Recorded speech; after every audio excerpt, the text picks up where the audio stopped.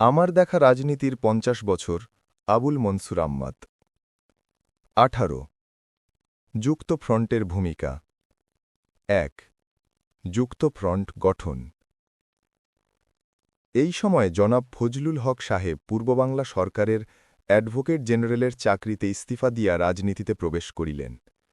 মাওলানা ভাসানী ও জনাব শহীদ সুহরাবর্দীর নেতৃত্বে এবং ছাত্র তরুণদের সক্রিয় সমর্থনে ইতিমধ্যে আওয়ামী মুসলিম লীগ খুবই জনপ্রিয় প্রতিষ্ঠানে পরিণত হইয়াছে।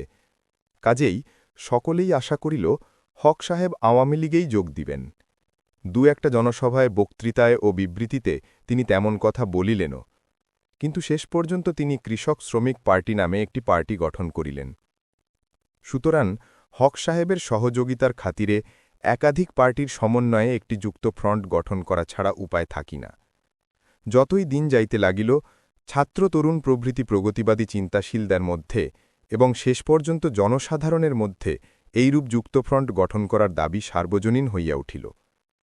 আওয়ামী লীগ কর্মী হিসাবে এ বিষয়ে আমাদের কর্তব্য নির্ধারণের অন্যে আওয়ামী লীগ কাউন্সিলের অধিবেশন ডাকা অত্যাবশ্যক হইয়া উঠিল। ১৯৫৩ সালের মে মাসে ময়মনসিংহ শহরে পূর্ব বাংলার আওয়ামী মুসলিম লীগের কাউন্সিলের বিশেষ অধিবেশন আহ্বান করা হইল। অভ্যর্থনা সমিতির সভাপতির ভাষণে আমি যুক্তফ্রন্ট গঠন করার পক্ষে যুক্তি দেই, আবেদন করি। শেষ পর্যন্ত কাউন্সিল কৃষক শ্রমিক পার্টির সাথে যুক্তফ্রন্ট গঠন করার অনুমতি দেয়। অতঃপর হক সাহেব ও ভাসানী সাহেব যুক্ত বিবৃতিতে যুক্তফ্রন্ট গঠনের সিদ্ধান্ত ঘোষণা করেন। যুক্তফ্রন্টের নির্বাচনী ইশতেহার রচনার ভার আমার ওপরই পড়ে। আমি ইতিপূর্বেই আওয়ামী লীগের ৪২ দফার একটি নির্বাচনী ইশতেহার রচনা করিয়াছিলাম। উহাকেই যুক্তফ্রন্টের নির্বাচনী ইশতেহার করিবার কথা মৌলানা সাহেব বলিলেন। কৃষক প্রজা পার্টির নেতারা বলিলেন, তাদের একমাত্র আপত্তি এই যে ওই ইশতেহারে দফার সংখ্যা বড় বেশি, উহাকে কাটিয়া ছাটিয়া ২৫-৩০-এর মধ্যে আনিতে হইবে। তাদের সঙ্গে আলোচনা করিয়া দেখিলাম যে ৪২ দফাকে কমাইয়া ২৮ দফা করিলেই তাদের ইচ্ছা পূর্ণ হয়। এরপর বিনা বাধায় রচনা শেষ করার জন্য আমাকে একলা এক ঘরে বন্দী করা হইল। ২ ২১ দফা রচনা। আমি মুসাবিদায় হাত দিলাম। মুসাবিদা করিতে করিতে হঠাৎ একটা ফোন দিয়ে আমার মাথায় ঢুকিল। এটাকে ইন্সপিরেশন বলিলেও অর্থোক্তি হয় না। রাষ্ট্রভাষা আন্দোলনকে চিরস্থায়ী করিবার জন্য শহীদ মিনার নির্মাণ, ২১শে ফেব্রুয়ারিকে সরকারি ছুটির দিন ঘোষণা এবং তৎকালীন প্রধানমন্ত্রীর বাসস্থান বর্ধমান হাউসকে বাংলা ভাষার সেবাকেন্দ্র করার ৩টি দফা আওয়ামী লীগের ৪২ দফাতেও ছিল। এই ৩টে দফাকে যুক্তফ্রন্টের নির্বাচনী ইশতেহারের অন্তর্ভুক্ত করিতে কৃষক শ্রমিক পার্টির নেতারা রাজি হইয়াছেন। সুতরাং তা হইবে। তা হইলে যুক্তফ্রন্টের মতেও ২১শে ফেব্রুয়ারি পূর্ব বাংলার ইতিহাসে একটা স্মরণীয় দিন। কাজেই ২১ ফিগারটাকে চিরস্মরণীয় করিবার অতিরিক্ত উপায় হিসেবে যুক্তফ্রন্টের কর্মসূচিকে ২১ দফার কর্মসূচি করিলে কেমন হয়? ৪২ দফা কাটিয়া ২৮ দফা করা গেলে ২৮ দফাকে কাটিয়া ২১ দফা করা যাইবে না কেন? নিশ্চয়ই করা যাইবে। তাই করিলাম। অতঃপর আমার কাজ সহজ হইয়া গেল। ইতিহাস বিখ্যাত ২১ দফা রচনা হইয়া গেল। এই ২১ দফা ম্যানিফেস্টো পরবর্তীকালে পূর্ব বাংলার ছাত্র জনতার জীবন বাণী হইয়া দাঁড়াইয়াছিল। নির্বাচনে যুক্তফ্রন্ট ২৩৭টি মুসলিম আসনের মধ্যে ২২৮টি আসন দখল করিয়াছিল। শতকরা ১৭.৫টি ভোট পাইয়াছিল। এত বড় জয়ের প্রধান কারণ ছিল এই ২১ দফা। আমি নিজে ছাত্র তরুণ ও জনগণের সাথে ঘনিষ্ঠভাবে মিশিয়া বুঝিয়াছি ২১ দফা সত্যই তাদের মধ্যে নবজীবনের একটা স্বপ্ন সৃষ্টি করিয়াছিল। যুক্তফ্রন্টের নেতৃত্ব দোষে কিভাবে এই বিপ্লবাত্মক পার্লামেন্টারি জয়টা নস্যাৎ হইয়াছিল সে কথা আমি একটু পরে বলিতেছি। যুক্তফ্রন্টের ওই বিজয় নস্যাৎ হওয়ার পর জনগণের দুশ্মনরা কিভাবে ২১ দফাকেও নস্যাৎ করিতে চাহিয়াছিল এবং অনেকখানি সফল হইয়াছে সে কথাটাই প্রসঙ্গক্রমে এবং সংক্ষেপে আমি এখানে বলিতেছি। ২ ২১ দফার যৌক্তিকতা। ২১ দফাকে জনগণের শত্রুরা প্রথমত ইউটোপিয়া ও মিথ্যা স্তূপ বলিয়া অভিহিত করিয়াছেন। তাদের মতে ২১ দফার বেশিরভাগ ওয়াদাই ইমপ্র্যাকটিকেবল। যুক্তফ্রন্টের নেতারা জানিয়া শুনিয়াই এইসব মিথ্যা ওয়াদা করিয়াছেন। ভোটারগণকে মিথ্যা স্তূপ দিয়ে ভোট নেওয়া হইয়াছে। ওইসব ওয়াদা পূরণের ইচ্ছা যুক্তফ্রন্ট নেতাদের ছিল না।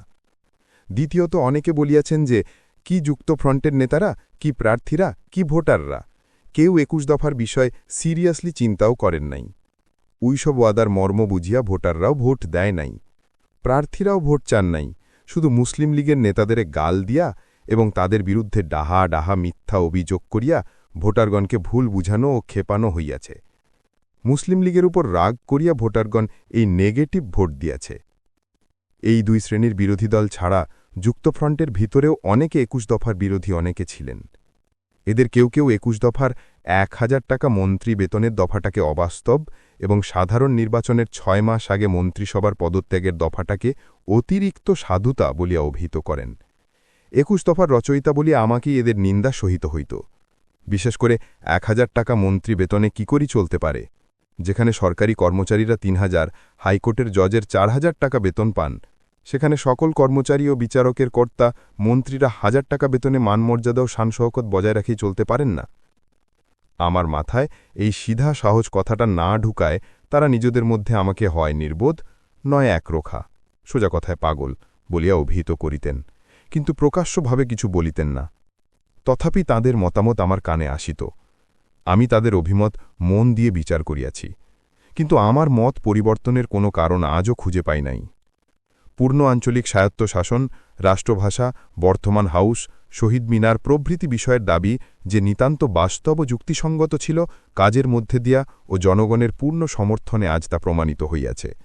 শুধু বাকি আছে ১,০০০ টাকা মন্ত্রী বেতনের দফাটা। জনগণের নির্বাচিত প্রতিনিধি মন্ত্রীদের বেতন কি হইবে তা বিচার করিবার মাপকাঠি আমার মতে দুইটি: ১. জনগণের মাথা পিছু আয়ের অনুপাত, ২. দেশে জীবনযাত্রার সাধারণ মানের অনুপাত। আমার ব্যক্তিগত মত এই যে, চালে চলনে এবং খোরাকে পোশাকে জাতীয় নেতারা জনগণ হইতে খুব বেশি দূরে থাকিবেন না। আমার এই অভিমত কোনো অস্পষ্ট, অনির্দিষ্ট ও অবাস্তব আইডিয়ালিজম নয়। এর বুনিয়াদ গাণিতিক ও স্ট্যাটিস্টিক্যাল। ভারতের কংগ্রেসী মন্ত্রীরা এবং চীনের ও ভিয়েতনামের জাতীয় নেতা মাও সেতুং ও হোচিমিনের জীবনমান এবং বেতনই এ ব্যাপারে আদর্শ নজির। আমার দেশবাসীর গড়পড়তা মাথাপিছু আয় কত এবং তাদের সাধারণ জীবনমান কি, এ সম্পর্কে দুই মত হওয়ার উপায় নাই। রাষ্ট্রশাসকরা যতই বিদেশী মান এই মিলেনিয়াম বা সত্যযুগ লাভের প্রতিবন্ধকতা হয়, তাই স্বাধীনতা ও আত্মনির্ভরণে এই যুগের বাণী। রাষ্ট্রনায়করা দুই রকমে বিদেশী হতে পারেন: ১. ভিন্ন দেশ হইতে আগত বিদেশী, ২. দেশজাত বিদেশী। আমরা ১৯৪৭ সালে প্রথম শ্রেণীর বিদেশীদের হাত হইতে উদ্ধার পাইয়াছি, কিন্তু দ্বিতীয় শ্রেণীর বিদেশীদের হাত হইতে রক্ষা পাই নাই, পাওয়ার ভরসাও দেখতেছি না। বেশি লম্বা না করিয়া এক কথায় আমি আমার মনোভাব ব্যক্ত করিতেছি। পোশাকে, পরিচ্ছদে এবং কথাবার্তায় আমাদের রাষ্ট্রনায়করা আজও বিদেশী। আমাদের প্রেসিডেন্ট, প্রধানমন্ত্রী, মন্ত্রিসভা, জজ, ম্যাজিস্ট্রেট প্রত্যেকে আফিস, আদালত, সেক্রেটারিয়েট, স্কুল, কলেজ সমস্ত বিভাগের এবং ব্যবসায়ী মহলের প্রায় সকলে এখনও ইংরেজি পোশাক সগৌরবে পরিতেছেন। দেখিলে কে বুঝিবেন এটা পূর্ব বাংলা বা পশ্চিম পাকিস্তান? জাতীয় পোশাকই জাতির স্বাতন্ত্র্য বৈশিষ্ট্যের সবচেয়ে লক্ষণীয় ও উল্লেখযোগ্য নিদর্শন। একথা সবাই যেন বেমালুম ভুলিয়া গেছেন। যেমন পোশাকে, তেমনি ভাষায়। আমরা কেউ পারতপক্ষে ইংরেজি ছাড়া কথা বলি না, চিঠিপত্র লিখি না। ইংরেজিকেই আমরা ভদ্রলোকের ভাষা মনে করি। যারা বাংলায় কথা বলি তারাও পূর্ব বাংলার ভাষা বলি না, পশ্চিম বাংলার কথ্য ভাষাকেই আমরা ভদ্রলোকের বাংলা মনে করে থাকি। এই অবস্থার দুইটা প্রধান কুফল: ১. আমরা দেশের জনসাধারণ হইতে এমন দূরে থাকিতেছি যে কার্যত আমাদেরকে বিদেশী বলা চলে। ২. আমরা নিজেরা আত্মসম্মানবোধ হারাইতেছি এবং জনগণে আত্মমর্যাদাবোধ সৃষ্টির প্রতিবন্ধকতা করিতেছি। এসব কথা ২১ দফার মন্ত্রী বেতনের ধারায় আলোচনায় প্রাসঙ্গিক এই জন্য যে, যদি দেশের শাসকরা বিদেশী ত্যাগ করিয়া দেশী হন, তবে ওই বেতনই যথেষ্ট মনে হইবে। আমার এখনও দৃঢ় বিশ্বাস, যতই দিন যাইবে ততই এটা সত্য প্রমাণিত হইবে যে ২১ দফা পূর্ব বাংলার জনগণের মুক্তির সনদ। যুক্তফ্রন্টের এমএলএ, অন্যতম শ্রেষ্ঠ চিন্তাবিদ অধ্যাপক আবুল কাশেম, যিনি বর্তমানে বাংলা কলেজের প্রিন্সিপাল, ২১ দফা রূপায়ণ নামক যে সুচিন্তিত যুক্তিপূর্ণ বই লিখিয়াছেন, তা পড়িলেই এ বিষয়ে অনেক ভ্রান্ত ও অস্পষ্ট ধারণা দূর হইবে। ৫. যুক্তফ্রন্টের প্রচারে বিলম্ব। যুক্তফ্রন্ট গঠনে গোড়ার দিকে দুই দলের কোনো কোনো উপনেতার মধ্যে কোনো কোনো বিষয়ে মনোকষাকষি হইল। সে মনোকষাকষি দুই প্রধান নেতা হক সাহেব ও ভাসানী সাহেবের মধ্যে সংক্রমিত হইল। ফলে যুক্তফ্রন্টের ভিত্তি পাকা, যুক্তফ্রন্টের ভূমিকা হইতে অযথা বিলম্ব হইল। যুক্তফ্রন্ট ভাঙিয়া যায় আর কি। হক সাহেবের সমর্থক ও ভাসানী সাহেবের সমর্থকদের মধ্যে ঢাকা শহরে বেশ কিছুটা বিক্ষোভ প্রতিবিক্ষোভও হইয়া গেল। খোদা খোদা করিয়ে শেষ রক্ষা পাইল। শহীদ সাহেবের দূরদর্শী আত্মত্যাগের ফলেই এটা সম্ভব হইল। হক সাহেব, ভাসানী সাহেব ও শহীদ সাহেবের দ্বারা সুপ্রিম নমিনেটিং বোর্ড গঠিত হইবে এটা স্পষ্টই বোঝা গেল। এতে আওয়ামী নেতৃত্ব ভারী হইয়া যাইবে, নমিনেশনে কৃষক শ্রমিক পার্টির প্রতি অবিচার হইবে, প্রধানত এই ধারণার বশেই এই ভুল বোঝাবুঝির শুরু। এই ভুল বোঝাবুঝি দূর করিলেন স্বয়ং শহীদ সাহেব। তিনি বলিলেন, সুপ্রিম পার্লামেন্টারি বোর্ড হই কেন মাত্র 2 জন, হক সাহেব ও ভাসানী সাহেব। তিনি নিজে হইবেন মাত্র গ্লোরিফাইড হেড ক্লার্ক। নমিনেশনের ব্যাপারে তিনি হক ভাসানীর যুক্ত সিদ্ধান্ত মানিয়া লইবেন। শহীদ সাহেবের এ ঘোষণায় সমস্ত ভুল বোঝাবুঝি দূর হইল। এসবের দরুন যুক্তফ্রন্টের প্রচার কার্য বিলম্বিত হইল, কিন্তু যুক্তফ্রন্টের সহায় হইলেন আল্লাহ। মুসলিম লীগের সুবিধার জন্যই বোধহয় কর্তৃপক্ষ নির্বাচন 1 মাস পিছাইয়া দিয়া ফেব্রুয়ারি হইতে 8ই মার্চ নেয়া গেলেন। এই মুলতবিটা যুক্তফ্রন্টের বরাতে সাপে বর এবং মুসলিম লীগের রাতে বরে সাপ হইল। যুক্তফ্রন্টের সেক্রেটারিদ্বয় জনাব আতাউর রহমান খি ও চৌধুরী কপিল উদ্দিন যার তার নির্বাচনী এলাকায় মনোযোগ দিতে বাধ্য হইলেন। হক সাহেব ও ভাসানী সাহেব প্রচার উপলক্ষে মফস্বলেই থাকিলেন। আফিস সেক্রেটারি জনাব কমরুদ্দিন আহমদের সাহায্যে শহীদ সাহেব একাই যুক্তফ্রন্টের রিফাইড হেড ক্লার্ক রূপে যুক্তফ্রন্ট আফিস জীবন্ত রাখিলেন। প্রার্থীগণের ভিড় তার কাছেই হইতে থাকিল। আহার নিদ্রা ত্যাগ করিয়া তিনি সত্যি 24 ঘণ্টা প্রার্থীদের দাবি দেওয়া শুনিতে লাগিলেন। 237টি মুসলিম আসনের জন্যে 1100 বেশি মনোনয়ন প্রার্থী দরখাস্ত করিলেন। এদের প্রত্যেকের এবং তাদের সমর্থকদের সাথে দেখা করা ও তাদের কথা শোনা ছিল একটা অমানুষিক দানবীয় ব্যাপার। শহীদ সাহেব এই দানবীয় কাজটিই করিলেন হাসি মুখে। গোসল বাদ দিতে হইল। মোলাকাতিদের সামনেই তিনি গোগ্রাসে মুরগির আধার ঠাকরাইয়া খাইয়া খাইয়া দিনের পর রাত ও রাতের পর দিন কাটাইতে লাগিলেন। তথাকথিত সুপ্রিম পার্লামেন্টকে বোর্ড মানে হক সাহেব ও ভাসানী সাহেব প্রার্থী মনোনয়নের ধারে কাছেও আসিলেন না। সব দায়িত্ব বর্তাইল শহীদ সাহেবের কাঁধে। তিনি আওয়ামী লীগ ও কৃষক শ্রমিক দলের প্রায় 20 জন নেতা লইয়া একটি সিলেকশন বোর্ড করিলেন। বাছাইয়ের কাজ এরাই করিলেন। প্রায় সবগুলি বাছাই উভয় পক্ষের সম্মতিক্রমে হওয়ায় নিবিরোধে শহীদ সাহেবে কাজ করিতে পারিলেন। এক স্তরে প্রার্থী ও তাদের সমর্থকদের ভিড় এড়াইবার জন্যে শহীদ সাহেব সিলেকশন বোর্ডের আমাদের সকলকে লইয়া পলাইয়া চৌধুরী হামিদুল হক সাহেবের আন্দর বাড়িতে আশ্রয় লইলেন। সেখানে ননস্টপ বৈঠকে নমিনেশনের কাজ শেষ করা হইল। সবাই ভালোয় ভালোয় হইয়া গেল। যদিও হক সাহেব ও ভাসানী সাহেব মফস্বলে বসিয়াই এখানে ওখানে 2-1 নমিনেশনের ব্যাপারে হস্তক্ষেপ করিয়া কিছু কিছু বিভ্রান্তি সৃষ্টি করিয়াছিলেন, কিন্তু তাতে বিশেষ কিছু ক্ষতি হয় নাই। 2-1 জায়গায় যুক্তফ্রন্টের অফিসিয়াল নমিনি হারিয়া গেলেও তাতে খাঁটি জনপ্রতিনিধিরাই নির্বাচিত হইয়াছিলেন। 6. প্রচার কার্য শুরু। যুক্তফ্রন্টের প্রচারে গোড়ার দিকে কোনো সিস্টেম ছিল না। হক সাহেব ও ভাসানী সাহেবের ব্যক্তিগত সফরসূচিই ছিল যুক্তফ্রন্টের একমাত্র ভরসা। এই উভয় নেতার জনপ্রিয়তা ছিল এই সময়ে আকাশচুয়ী। ফলে তাতেই আমাদের কাজ এরূপ চলিয়া যাইত। কিন্তু নিশ্চিত হইবার উপায় ছিল না। তার কারণ ছিল 2টি। প্রথমত, জনমত তখনও তেমন সুস্পষ্ট রূপ ধারণ করে নাই। দ্বিতীয়ত, পাকিস্তানের প্রধানমন্ত্রী বগুড়ার মোহাম্মদ আলী ও প্রাদেশিক প্রধানমন্ত্রী নুরুল আমিন সাহেব মুসলিম লীগ কর্মী বাহিনী ও গ্রিন শার্ট নামক স্বেচ্ছাসেবক বাহিনী লইয়া প্রচারে নামিয়ে আছেন। তার উপর আইজি, ডিআইজি, জেলা ম্যাজিস্ট্রেট কমিশনাররাও তাদের ক্রি বাহিনীর অন্তর্ভুক্ত। প্রধানমন্ত্রী মোহাম্মদ আলী স্পেশাল ট্রেনে দেশ ভ্রমণও প্রচার শুরু করিয়াছেন। কায়েদে আজমের ভগ্নী মোহাম্মদ মিস ফাতিমা জিন্নাহ, মওলানা এতেশামুল হক থানবীর নেতৃত্বে পশ্চিম পাকিস্তানের বড় বড় আলেম পাকিস্তানের সংহতি ও ইসলামের নামে প্রচারে বাহির হইয়াছেন। এ অবস্থায় চুপ করিয়া বসে থাকা যায় না। শহীদ সাহেব সিস্টেমেটিক প্রচারের কর্মপন্থা নির্ধারণ করিলেন। পশ্চিম পাকিস্তান হইতে সীমান্ত গান্ধী খান আব্দুল গফ্ফর খাঁ, নবাবদা নাসর, শেখ হিসামুদ্দিন, গোলাম মোহাম্মদ খাঁ, সুদ ধর্মন্দর মাহমুদুল হক ওসমাই, মিয়া ইফতেকার উদ্দিন প্রভৃতি বহু নেতা আনিলেন। তাদের সকলে সুনির্দিষ্ট সফর তালিকা করিলেন। সেই তালিকা ঠিক মতো পালন করিয়া শহীদ সাহেব এই নেতৃত্বে লেহা প্রচারে বাহির হইলেন। আমার জেলা ময়মনসিংহ উভয় প্রধানমন্ত্রীর বিশেষ টার্গেট ছিল বলিয়া শহীদ সাহেবও এই জেলার প্রতি বিশেষ মন দিলেন। সব নেতাদের লইয়া তিনি এই জেলায় আসিলেন, আমার গরিবখানায় মেহমান হইলেন। ঘটনাটি বিশেষভাবে উল্লেখ করিতেছি 2টি কারণে। প্রথমত, সীমান্ত খান খাঁ ও আওয়ামী নেতা গোলাম মোহাম্মদ সুল খানের প্রচারধারার তারিফ করিতে হয়। উভয় নেতা, বিশেষত গফ্ফর খায়ের পাঠানি অশুদ্ধ উর্দু বাঙালি শ্রোতাদের খুবই সহজবদ্ধ হইয়াছিল। তার ভাঙা উর্দু আমাদের পাড়াগাঁয়ের মুসলিম জনতারও জবানের প্রায় কাছাকাছি।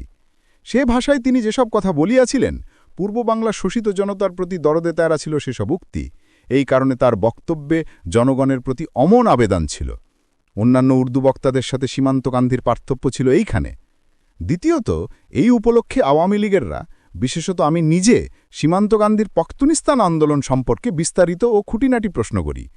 উত্তরে তিনি স্পষ্টই বলেন যে তার দাবি সীমান্ত প্রদেশের জাতিগোত্রহীন অপমানজনক নাম বদলাইয়া তার একটা জাতি ভাষাগত নাম দেওয়া, যথা বেলুচিস্তান, সিন্ধু, পাঞ্জাব ও বাংলা। এ প্রদেশের লোক পশতু পাখতুন ভাষাভাষী বলিয়া তার নাম হওয়া উচিত পাখতুনিস্তান। তার দ্বিতীয় দাবি, ওই প্রদেশ স্বায়ত্তশাসিত হইবে। পাকিস্তানের প্রদেশ হিসেবেই সে পাখতুনিস্তান থাকিবে। পাকিস্তানের বাইরে স্বাধীন রাষ্ট্র বা আফগানিস্তানের অঙ্গ হিসেবে পাখতুনিস্তানের কথা তিনি কোনোদিন করেন নাই। কথাটা আমরা বিশ্বাস করিয়াছিলাম। 1948 সালে করাচিতে পাকিস্তান গণপরিষদে দাঁড়াইয়া তিনি এ কথাই বলিয়াছিলেন। সে কথাও আমার মনে পড়িল। আমি কলিকাতায় বসিয়া ইত্তেহাদের সম্পাদকীয় প্রবন্ধে তার এই দাবি সমর্থন করিয়াছিলাম, সে কথাও আমার স্মৃতিপটে উদিত হইল। পরবর্তীকালে শহীদ সাহেব গফ্ফর খান এই দাবি সমর্থন করিয়াছিলেন। 1955 সালে মুড়িতে দ্বিতীয় গণপরিষদের প্রথম বৈঠক উপলক্ষে খান আব্দুল গফ্ফর খাঁ আমাদের নেতা শহীদ সাহেবের সাথে আমাদের উপস্থিতিতে যে আলাপ করিয়াছিলেন, তাতেও এই দাবিরই তিনি পুনরাবৃত্তি করিয়াছিলেন। এই দাবির সমর্থনে 1956 সালে শাসন বিলে আমি সীমান্ত প্রদেশের নাম পাঠানিস্তান করিবার সংশোধন দিয়াছিলাম।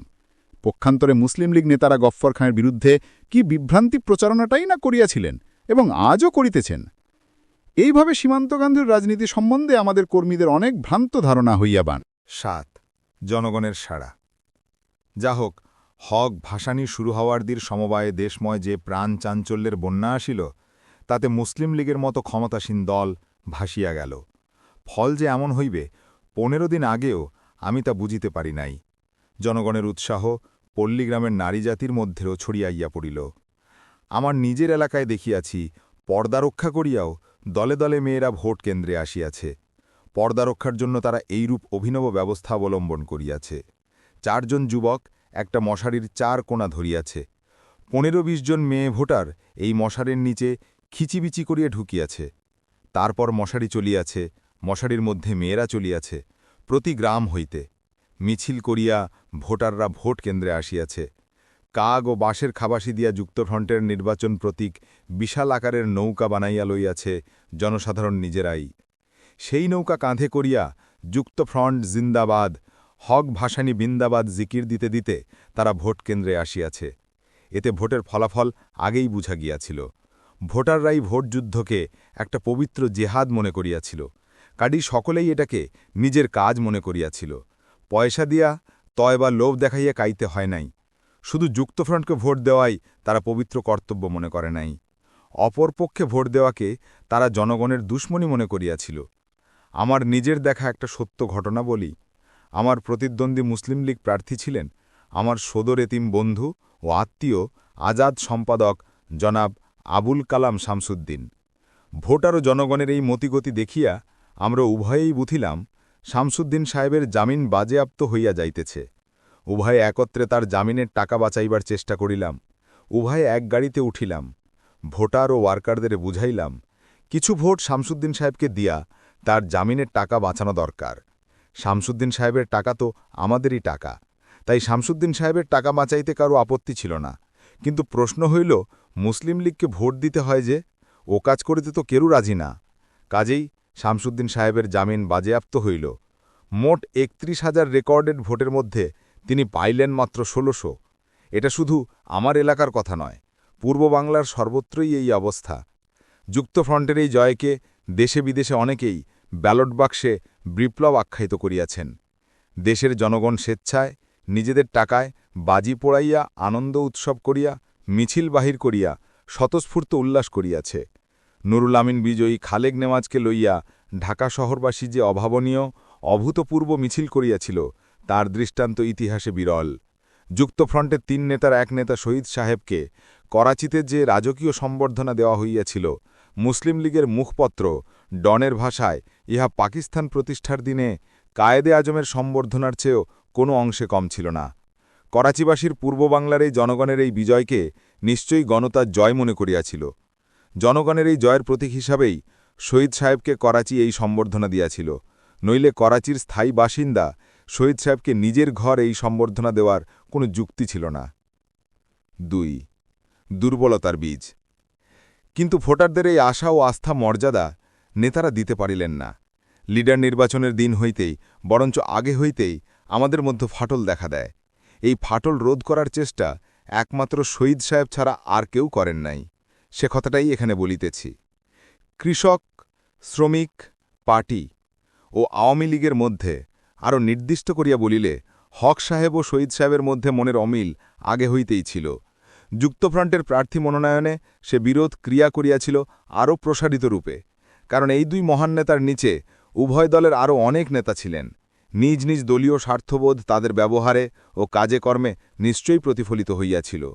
এটা দানামধে লিডার নির্বাচন উপলক্ষে করিয়া যুক্তফ্রন্টের মনোনীত প্রার্থী নির্বাচিত হইয়াছিলেন মোট 228 জন। এরা সকলেই মুসলমান। যুক্তফ্রন্ট শুধু মুসলিম আসনেই কন্টেস্ট করিয়াছিল। 237টি মুসলিম সিটের মধ্যে 228টিই দখল করিয়াছিল। এই 228টির মধ্যে আওয়ামী লীগ 143, কৃষক শ্রমিক 48, নেজামে ইসলাম 22, গণতন্ত্রী 13 ও খিলাফাতি রব্বানী 2 জন পাইয়াছিল। নিজামে ইসলাম দল কার্যত হক সাহেবের পৃষ্ঠপোষিত দল বলিয়া তাকেও কেএসপি দল বলা যাইতে পারিত। কাজেই হক সাহেবের নিজ মেম্বার ছিলেন 70 জন।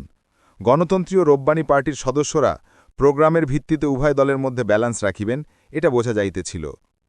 1954 সালের 2রা এপ্রিল লিডার নির্বাচনের দিন নির্ধারিত হইল। আগের রাত্রে আওয়ামী লীগ দলীয় মেম্বারদের একটি ইনফরমান্ট বৈঠক হইল সিমসন রোডে যুক্ত ফ্রন্ট অফিসে। ওই সভায় তরুণ মেম্বারদের অনেকেই প্রায় এক বাক্যে শহীদ সাহেবকে এইরূপ পরামর্শ দেন। লিডার নির্বাচনের আগেই হক সাহেবকে মন্ত্রিসভার তালিকা প্রস্তুত ও পোর্টফোলিও ভাগ করিতে হইবে। গভর্নরের নিকট একটি চিঠির আকারে ঐরূপ তালিকা করে তাতে হক সাহেবের দস্তখত দিতে হবে। এর 3টি কপি হবে, একটি হক সাহেবের, অপরটি ভাসানী সাহেবের, তৃতীয়টি গভর্নরের নিকট দাখিল করিবার জন্য শহীদ সাহেবের হাতে থাকিতে হবে। এই দলিলে দস্তখত না হওয়া পর্যন্ত হক সাহেবকে লিডার নির্বাচন করা হইবে না। কথাগুলি অবশ্য একসঙ্গে বলা হয় নাই, একজনও বলেন নাই, সকলে মিলিয়ে বলিয়াছিলেন, কথায় কথায় উঠিয়াছিল। কিন্তু শহীদ সাহেব এক কথায় ওদের সকলের প্রস্তাব উড়িয়া দিলেন। তিনি বলিলেন, জনগণ হক সাহেবকে আগেই লিডার নির্বাচন করিয়া রাখিয়াছেন, মেম্বররাও সেই ওয়াদা করিয়া ভোট আনিয়াছেন, এখন আর তার উপর কোনো শর্ত আরোপ করা চলে না, করিলে এটা হইবে হদ্দ বেইমানি। প্রস্তাব করার অবশ্যই বলিলেন, তাহারা সত্যি সত্যই হক সাহেবকে ছাড়া অন্য কাউকে লিডার নির্বাচন করিতে চান না, শুধু চাপ দিয়ে একটা সর্বদলীয় উঁচু স্তরের মন্ত্রিসভা গঠন করিতে চান। তারা বলিলেন, বিনা শর্তে হক সাহেবকে স্বাধীনভাবে ছেড়ে দিলে লিডার নির্বাচিত হবার সঙ্গে সঙ্গে তিনি তার পার্শ্বচরদের দ্বারা বিপথে পরিচালিত হইবেন। শহীদ সাহেব ও ভাসানী সাহেব একত্রে চেষ্টা করিয়াও হক সাহেবকে আর ওদের খপ্পর থেকে বাঁচাইতে পারিবেন না। হক সাহেবের রাজনৈতিক জীবনের ইতিহাস থেকে তাহারা একাধিক নজির দিলেন। তাহাদের যুক্তি শহীদ সাহেবের মনোপুত হইল না। তিনি এইসব যুক্তিকে সন্দেহপরায়ণ ক্ষুদ্রমনের পরিচায়ক বলিলেন। তিনি আশ্বাস দিলেন, অতীতে যা হইয়া থাকুক, জীবন সন্ধ্যায় হক সাহেব আর ভুল করিবেন না। যাহারা শহীদ সাহেবের আশ্বাস মানিলেন তাহারা চুপ করিলেন, যাহারা করিলেন না শহীদ সাহেব ধমকাইয়া তাহাদের চুপ করিলেন। তিনি আরও বলিলেন, কোনো ক্রমেই মন্ত্রিসভা গঠনে বিঘ্ন সৃষ্টি করা উচিত নয়, কারণ 27 দিন আগে 23শে মার্চ চন্দ্রঘোনা কাগজের কলে বাঙালি ও উর্দুভাষী শ্রমিকদের মধ্যে এক রক্তক্ষয়ী দাঙ্গা হইয়া যাওয়ায় গভর্নর চৌধুরী খলিকুজ্জামান হক সাহেবকে তাড়াতাড়ি মন্ত্রিসভা গঠনের তাগিদ দিতেছেন। ভাসানী সাহেব এ ব্যাপারে কিছু বলিলেন না। তরুণদের প্রস্তাব গৃহীত হইল না। তাহাদের প্রায় সার্বজনীন অসন্তোষের মধ্যে অনেক রাত্রে সভাভঙ্গ হইল। 9. ভাঙ্গন শুরু। পরদিন 2রা এপ্রিল মৌলানা ভাসানীর সভাপতিত্বে যুক্তফ্রন্ট পার্টির প্রথম অধিবেশন হইল। সর্বসম্মতিক্রমে হক সাহেব লিডার নির্বাচিত হইলেন। শহীদ সাহেব তাকে মুবারকবাদ দিলেন। মৌলানা সাহেব মুনাজাত করিলেন। ডিপুটি লিডার, সেক্রেটারি, হুইপ প্রভৃতি আর কোনো কর্মকর্তা নির্বাচন না করিয়া শুধু গণপরিষদ সম্পর্কে একটি প্রস্তাব পাশ করিয়াই সভা ভঙ্গ হইল। আওয়ামী লীগের তরুণ এমএলএরা যা আশঙ্কা করিয়াছিলেন তাই হইল। মন্ত্রিসভা গঠন লইয়া হক সাহেবের সাথে শহীদ সাহেব ও ভাসানী সাহেবের মতান্তর হইল। এই মতান্তর শুধু দুর্ভাগ্যজনক ছিল না, জনপ্রিয়ও ছিল, কারণ এ মতান্তর পলিসি লইয়া হয় নাই, হইয়াছিল মন্ত্রিত্ব লইয়া। সেই মতভেদও মাত্র 2 দলের 2 জন তরুণের মন্ত্রিত্ব লইয়া, যে 10-11 জন সিনিয়র পলিটিশিয়ান লইয়া হক মন্ত্রিসভা গঠিত হইবে, হক সাহেবের নেতৃবৃন্দের ও এমএলএদের এমনকি জনসাধারণের তা একরূপ জানাই ছিল। যে 2 জন তরুণের মন্ত্রিত্ব লইয়া মতভেদ শুরু হয়, তার একজন কৃষক শ্রমিক পার্টির, অপরজন আওয়ামী লীগের। একজন হক সাহেবের প্রিয়পাত্র, অপরজন শহীদ সাহেবের। হক সাহেব পার্টি লিডার নির্বাচিত হওয়ার পরেই তার বাড়িতে 3 নেতার যে বৈঠক হয়, এতেই এই বিরোধ দেখা দেয়। হক সাহেব তার লোকটির নাম প্রস্তাব করায় শহীদ সাহেবও তার লোকটির নাম করেন। এটা ছিল নিছক বিদাসিরির ব্যাপার, নইলে শহীদ সাহেবের লোকটিকে মন্ত্রী করার ইচ্ছা শহীদ সাহেবের নিজেরই ছিল না। বস্তুতঃ ওই দিনই সকালের দিকে কিছু সংখ্যক আওয়ামী লীগ কর্মী ওই লোককে মন্ত্রী করার দাবি করাতে শহীদ সাহেব কর্মীদের তো ধমকাইয়া দেনই, উপরন্তু তার প্রিয় পাত্রটিকেও ধমকাইয়া দেন। তাকে বলেন যে তিনি ওই সব ছেলেছোকরা জোগাড় করিয়া আনিয়াছেন। তিনি অবশ্যই প্রতিবাদ করেন, কিন্তু শহীদ সাহেব সে প্রতিবাদে বিশ্বাস করেন নাই। যা হোক, শহীদ সাহেব তাকে এই বলিয়া সান্ত্বনা দিয়া বিদায় করেন যে তাকে প্রধানমন্ত্রীর পার্লামেন্টারিয়ান সেক্রেটারি করা তিনি আগে হইতেই ঠিক করিয়া রাখিয়াছেন। শহীদ সাহেব উপস্থিত সকলের সামনেই তাকে ভালোরূপে বুঝাইয়া দেন যে ওই কাজে তার 2টা উদ্দেশ্য রইয়াছে। প্রথমত, হক সাহেবের মতো অভিজ্ঞ পার্লামেন্টারিয়ান ও অ্যাডমিনিস্ট্রেটরের সাথে কাজ করিয়া তিনি অনেক অভিজ্ঞতা লাভ করিতে পারিবেন। দ্বিতীয়ত, হক সাহেবকে দিয়া আওয়ামী লীগ সংগঠনের এবং নির্বাচন প্রতিশ্রুতি পালনের তাতে অধিকতর সুবিধা হইবে। শহীদ সাহেবের এই সারবান যুক্তিতে আমরা সকলেই খুশি হইয়াছিলাম। তিনিও শহীদ সাহেবের উপদেশ মানিয়া লইয়াছিলেন। পরে হক সাহেবের বাড়িতে হক সাহেবের প্রিয়পাত্রের মোকাবিলাস্বরূপ শহীদ সাহেবই ওই নাম করায় এটা স্পষ্টই বোঝা গিয়াছিল হক সাহেবকে দিয়ে তার প্রস্তাবিত নাম প্রত্যাহার করাইবার জন্যই শহীদ সাহেব এটা করিয়াছিলেন। ভাসানী সাহেবও এটাই বুঝিয়াছিলেন। হক সাহেব তার প্রস্তাবিত নামটি প্রত্যাহার করেন নাই, বরঞ্চ নিজের ব্যক্তিগত প্রয়োজনেই তার ওই লোকটি দরকার বলিয়া নেতৃদ্বয়ের কাছে আপিল করেন। ভাসানী সাহেব কোনো এক পক্ষে শক্ত হইলেই ব্যাপারটা মিটিয়া যাইত, কিন্তু তিনি তা হন নাই। ফলে এই ছোট কথার উপর যে বিরোধ দেখা দিল, তাকে কেন্দ্র করিয়াই অল্পদিন মধ্যেই যুক্তফ্রন্টে ভাঙ্গন দেখা দিয়াছিল। হক সাহেব আওয়ামী লীগকে বাদ দিয়া 3 জন মন্ত্রী লইয়া মন্ত্রিসভা গঠন করিয়া ফেলিলেন। এ বিরোধ মিটাইবার জন্য অনেক বন্ধুবান্ধব সহ আমি দুতিয়ালীয় বৈঠক করিলাম, সব ব্যর্থ হইল। ভগ্ন স্বাস্থ্য লইয়া শহীদ সাহেব করাচি গেলেন এবং কিছুদিন পরেই চিকিৎসার জন্য বিদেশে গেলেন। ওই একই বিমানে প্রধানমন্ত্রী হক সাহেব তার মন্ত্রী ও অনেক কৃষক শ্রমিক মেম্বর লইয়া কেন্দ্রীয় সরকারের আমন্ত্রণে কাচি গেলেন। মৌলানা ভাসানী ক্ষুণ্ণ মনে মফস্বলে বাড়িতে গিয়া বসিলেন। যুক্তফ্রন্টে বড় রকমের ফাটল ধরিল। আওয়ামী লীগের পক্ষ হইতে যাতে এই ফাটল বৃদ্ধির কোনো কাজ না হয়, সেজন্য আওয়ামী লীগ ওয়ার্কিং কমিটির সভা ডাকিয়া আমরা সর্ব অবস্থায় এক মন্ত্রিসভাকে সমর্থন করিবার প্রস্তাব গ্রহণ করিলাম। আওয়ামী লীগ হইতে মন্ত্রী নিবার সমস্ত দেন দরবারের একক ক্ষমতা মৌলানা ভাসানীর উপর ন্যস্ত করিলাম। মাসাধিককাল মন্ত্রিত্ব করিবার পর হক সাহেব আওয়ামী লীগ হইতে মন্ত্রী গ্রহণ করিয়া মন্ত্রিসভা সম্প্রসারণের প্রস্তাব দিলেন। মৌলানা সাহেবকে এই সংবাদ দিলে তিনি স্বয়ং না এসে আমাদের কয়েকজনকে ক্ষমতা দিলেন। আমরা আপোষ করিলাম। অবশেষে 15ই মে তারিখে আরও 10 জন মন্ত্রী লইয়া হক মন্ত্রিসভা সম্প্রসারিত হইল। আমিও তার মধ্যে একজন ছিলাম। কিন্তু শপথ গ্রহণ করিবার অব্যবহিত পরেই গভর্নমেন্ট হাউস হইতেই আমরা খবর পাইলাম আদমজি জুট মিলের শ্রমিকদের মধ্যে দাঙ্গা হইয়াছে। হক সাহেবের নেতৃত্বে আমরা সব মন্ত্রীরাই ঘটনাস্থলে গেলাম। স্তম্ভিত হইলাম।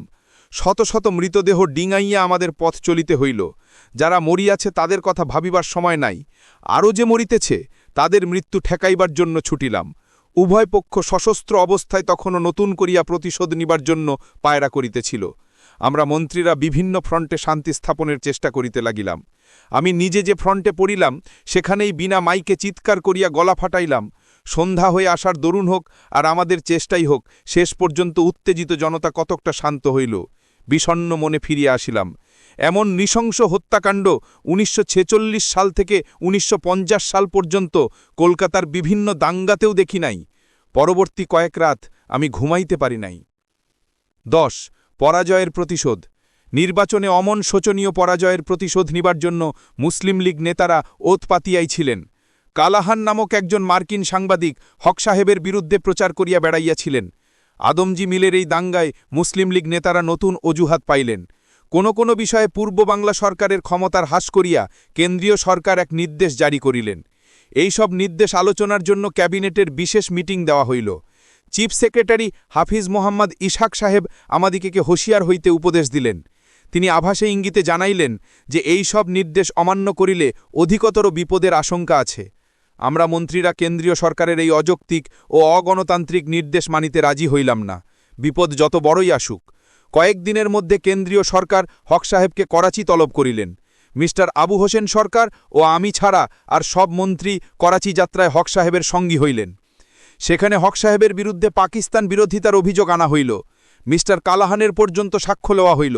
পূর্ব বাংলার প্রধানমন্ত্রীর অনুগতি যাচাই করা হইল একজন বিদেশি রিপোর্টারের উক্তির দ্বারা। এমন অপমানও হক সাহেবকে সহ্য করিতে হইল। হক সাহেব ও তার মিনিস্টাররা সকলে মাথা নত করিয়াই সব মানিয়া নিলেন। তারা অনুগত পাকিস্তানি, পূর্ব বাংলার স্বাধীনতা তারা চান না, এই মর্মে এক যুক্ত বিবৃতি দিলেন। কিন্তু এতেও কিছু হইল না। হক সাহেব ও তার সহকর্মী মন্ত্রীরা করাচি থেকে ঢাকায় ফিরিবার আগেই ৯২ ক ধারা বলে গভর্নরের শাসন প্রবর্তন করা হইল। গভর্নর চৌধুরী খালিকুজ্জামান ও চিফ সেক্রেটারি হাফিজ ইসাকের বদলে শক্তিশালী গভর্নর রূপে ইস্কান্দার মির্জাকে এবং শক্তিশালী চিফ সেক্রেটারি রূপে মিস্টার NM খাঁকে পাঠানো হইল। এটা যে হইবে তা আমি আগের দিনই জানিতে পারিয়াছিলাম, কারণ ওই দিন গভর্নর খালিকুজ্জামান সাহেব আমাকে ডাকিয়া পাঠাইয়াছিলেন। করাচির ঘটনাবলী সম্পর্কে আমার মত কি জানিতে চাহিলেন। হক সাহেব ও তার সঙ্গী মন্ত্রীদের যুক্ত বিবৃতিতে ব্যাপারটা মিটিয়া গেছে বলিয়া আমার ধারণার কথা গভর্নরকে বললাম। গভর্নর তখন আমাকে খোলাখুলি বলিলেন, আমার বিশ্বাস তোমাদের মন্ত্রিত্ব শেষ, আমার গভর্নরীও শেষ। এ বিশ্বাসের কারণ কি জিজ্ঞাসা করায় তিনি আমাকে জানাইলেন যে কেন্দ্রীয় সরকার ১২ ক ধারা প্রয়োগের প্রস্তাব করিয়াছেন। তার জবাবে গভর্নর ওই প্রস্তাবের বিরোধিতা করিয়াছেন। তার ধারণা কেন্দ্রীয় সরকার তাদের মতে অটল থাকিবেন। আমি গভর্নর হাউস হইতে বাসায় ফিরিয়া বন্ধুবর আবু হোসেন সরকারকে ব্যাপার জানাইলাম। তিনি জবাব দিলেন যে কোনো পরিস্থিতির জন্য তিনি প্রস্তুত। রাত্রিবেলায় ৯২ ক ধারা প্রবর্তনের কথা আমরা জানিতে পারিলাম, কিন্তু তার আগেই হক সাহেব ও তার সঙ্গী মন্ত্রীরা যে অবস্থায় ঢাকা আসিলেন তাতেই আমরা বুঝিয়াছিলাম ব্যাপার ভালো নয়। খুব বিশ্রী ও অভদ্রভাবে ৯২ ক ধারা জারি হইয়াছিল, এ কথা না বলিয়া উপায় নাই। ৯২ ক ধারা জারি করিবার সঙ্গে সঙ্গে অন্যতম মন্ত্রী আওয়ামী লীগের সেক্রেটারি শেখ মুজিবুর রহমানকে সরকারি মন্ত্রী ভবন হইতে গ্রেপ্তার করা হইল। আমাদের বাড়ি হইতে সরকারি গাড়ি, টেলিফোন, পিয়ন, চাপরাশি, গার্ড সবই তুলে নেওয়া হইল। সুপ্রতিষ্ঠিত রেওয়াজ ওই যে মন্ত্রিত্ব যাবার পরেও ১৫ দিন মন্ত্রীরা সরকারি বাড়িতে থাকিতে এবং সমস্ত সুবিধা ও অধিকার ভোগ করিতে পারেন, কিন্তু আমাদের বেলা তা হওয়া হইল না। পরদিন সকালে উঠিয়া আমরা একেবারে মাঠে মারা যাইবার উপক্রম হইলাম। আগের দিন যারা সরকারি উর্দি পরা সরকারি প্রহরী বেষ্টিত অবস্থায় সরকারি গাড়িতে চলাফেরা করিতেছিলাম, তাহারাই পরদিন ঈদের মাঠে গেলাম কয়েক মাইল রাস্তা হাঁটিয়া, কারণ মন্ত্রী ভবনের মতো বড় লোকের এলাকায় রিক্সা পাওয়ার উপায় নাই। এজন্য আমি কোনো দুঃখ করিলাম না। কেন্দ্রীয় সরকার যেরূপ ভীতচকিত অবস্থায় এই ৯২ ক ধারা প্রবর্তন করিয়াছিলেন, তাতে তারা যে রাত্রেবেলায় আমাদিগকে সরকারি ভবন হইতে ঢাকাইয়া বাহির করিয়া দেন নাই, অথবা আমাদের পিঠের নিচে থেকে সরকারি খাট পালং এবং আমাদের পাছার নিচে থেকে চেয়ার সোফা টানিয়া নেন নাই, এজন্য আমি মনে মনে কেন্দ্রীয় সরকারকে ধন্যবাদ দিলাম। চৌধুরী খালিকুজ্জামানকে গভর্নরি হইতে ও হাফিজ ইসাককে চিফ সেক্রেটারিগিরি হইতে যেভাবে জরুরি তারের আগায় বরতরফ করিলেন, এবং গভর্নর রূপে মেজর জেনারেল ইস্কান্দার মির্জাকে এবং চিফ সেক্রেটারি রূপে মিস্টার NM খাঁ যেরূপ তলোয়ার ঘুরাইতে ঘুরাইতে ভারতের আকাশ বাতাস কম্পিত করিয়া ধরো ধরো মার মার বলিতে বলিতে পূর্ব বাংলার দিকে বাতাসের আগে ছুটিয়া আসিতেছিলেন, তাতে সকলেরই বোধহয় মনে হইয়াছিল তারা পূর্ব বাংলার বিদ্রোহ দমন করিতে আসিতেছেন। নবনিযুক্ত গভর্নর ইস্কান্দার মির্জা ভারতের বুকে দৌড়াইতে দৌড়াইতেই ঘোষণা করিলেন, আমি ভাসানীতে গুলি করিয়া হত্যা করিব। বলা আবশ্যক, মৌলানা ভাসানী তখন পূর্ব বাংলায় ছিলেন না। তিনি বর্ধিত হক মন্ত্রিসভার শপথের পরেই বিশ্ব শান্তি সম্মিলনে যোগ দিবার জন্য সুইডেনের রাজধানী স্টকহোমে চলিয়া গিয়াছিলেন। ১১ নেতৃত্বের দুর্বলতা। পরদিন বেলা ২টায় সিমসন রোডস্থ যুক্তফ্রন্ট অফিসে যুক্তফ্রন্ট পার্টির এক সভা ডাকা হইল। উক্ত সভায় যাইবার জন্য আমরা জনাব আবু হোসেন সরকারের সরকারি বাড়িতে সমবেত হইলাম। পদচ্যুত মন্ত্রীদের মধ্যে শেখ মুজিবুর রহমান ছাড়া আর সকলে এবং প্রায় সদেরেক MLA ওই সভায় সমবেত হইলাম। সমবেত মেম্বারদের মধ্যে কেউ কেউ জানাইলেন যে যুক্তফ্রন্ট আফিস পুলিশে ঘেরাও করিয়াছে, পার্টি লিডার হক সাহেবকে সভায় আসিতে দেওয়া হইতেছে না। ব্যাপার জানিবার জন্য মিস্টার আব্দুস সালাম খাঁ ও আমি একটি বেসরকারি জিপে চড়িয়া সিমসন রোডে গেলাম।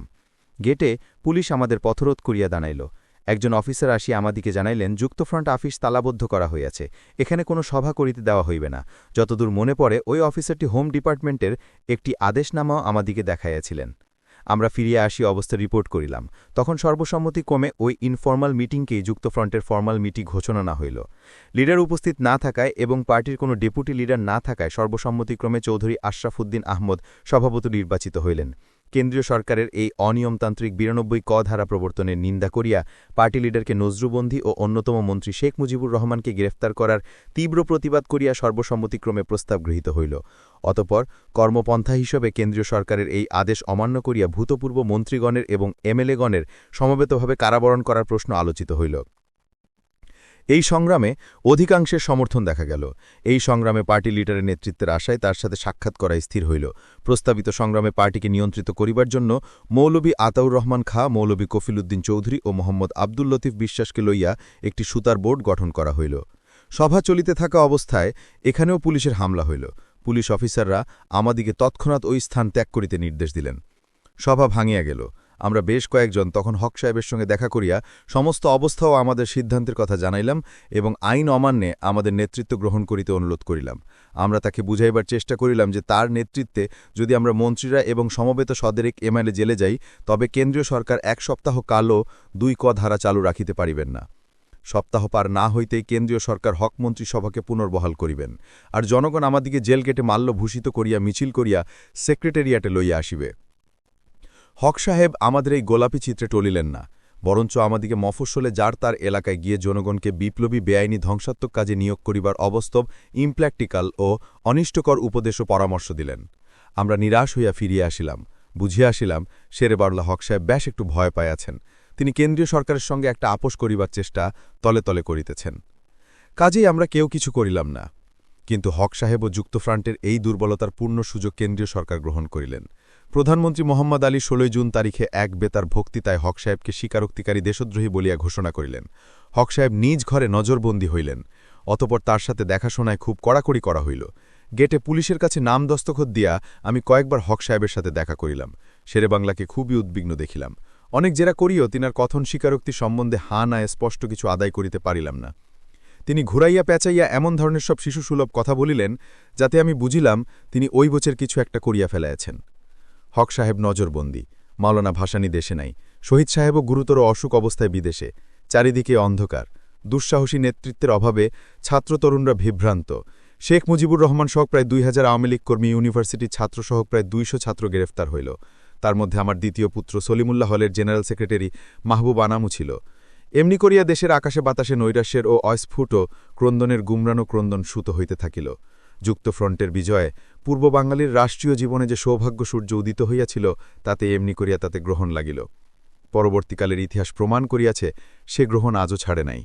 পিছনের দিকে তাকাইয়া এতদিন পরেও আজ মনে হয়, যদি ৩ প্রধানের বিরোধ না হইত, যদি যুক্তফ্রন্টের সর্বসম্মত মন্ত্রিসভা গঠিত হইতে পারিত, যদি হক সাহেব ও শহীদ সাহেব স্বস্বপ্রিয় পাত্রের জন্য জিদ না করিতেন, যদি মাওলানা ভাসানী নিরপেক্ষ দৃঢ়তা অবলম্বন করিতেন, যদি হক সাহেব লিডার নিযুক্ত হইয়াই গণপরিষদের মেম্বারগিরি নিজে ছাড়িতেন এবং অন্যান্য দিকে ছাড়িতে নির্দেশ দিতেন, যদি তিনি ২১ দফা কর্মসূচির রূপায়ণে ধীর ও দৃঢ়ভাবে অগ্রসর হইতেন, যদি হক সাহেব কলকাতা সফরে গিয়ে রাজনৈতিক দুশ্মনদের অজুহাত না দিতেন, তবে পূর্ব বাংলার ভাগ্যে কি কি কল্যাণ হইতে পারিত, সারা পাকিস্তানের ভাগ্যে কি কি শুভ পরিণাম হইত, তা আজ সহজেরই অনুমেয়।